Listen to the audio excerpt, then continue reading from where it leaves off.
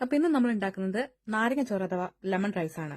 അതിനുവേണ്ടി 2 glass basmati rice നന്നായി കഴുകി അരമണിക്കൂർ കുതിർത്തി സ്ട്രെയിൻ ചെയ്ത് വെക്കുക. 2 സവാള ചെറുതായി അരിഞ്ഞെടുക്കുക. അരി വേവിച്ചെടുക്കാൻ വേണ്ടി 6 ഗ്ലാസ് വെള്ളം തിളപ്പിച്ച് അതിലേക്ക് കുറച്ച് ഉപ്പ് കൂടി ആഡ് ചെയ്തതിനു ശേഷം വെള്ളം തിളച്ചു വരുമ്പോൾ സ്ട്രെയിൻ ചെയ്ത് വെച്ച അരി അതിലേക്ക് ആഡ് ചെയ്യുക. ബസ്മതി റൈസിന് വേവ് കുറവാണ്. 3/4 വേവ് ആവുമ്പോഴത്തേക്കും നമുക്ക് ചോറ് വാർക്കാവുന്നതാണ്. അതിനുശേഷം പാൻ ചൂടാക്കി എണ്ണ ഒഴിച്ച് കടുക് പൊട്ടിക്കുക. കടുക് പൊട്ടിച്ചതിനു ശേഷം 2 ടീസ്പൂൺ കടലപ്പരിപ്പ് ആഡ് ചെയ്യുക.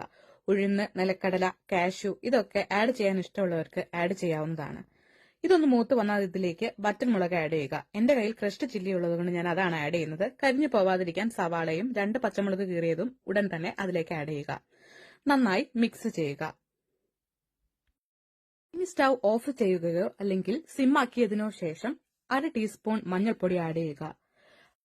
2 ടേബിൾ സ്പൂൺ നാരങ്ങ നീര് ആഡ് ചെയ്യുക. ഹൈ ഫ്ലെയിമിൽ നാരങ്ങ നീര് ആഡ് ചെയ്താൽ ചോറിന് കയ്പ് വരാനുള്ള ചാൻസ് ഉണ്ട്.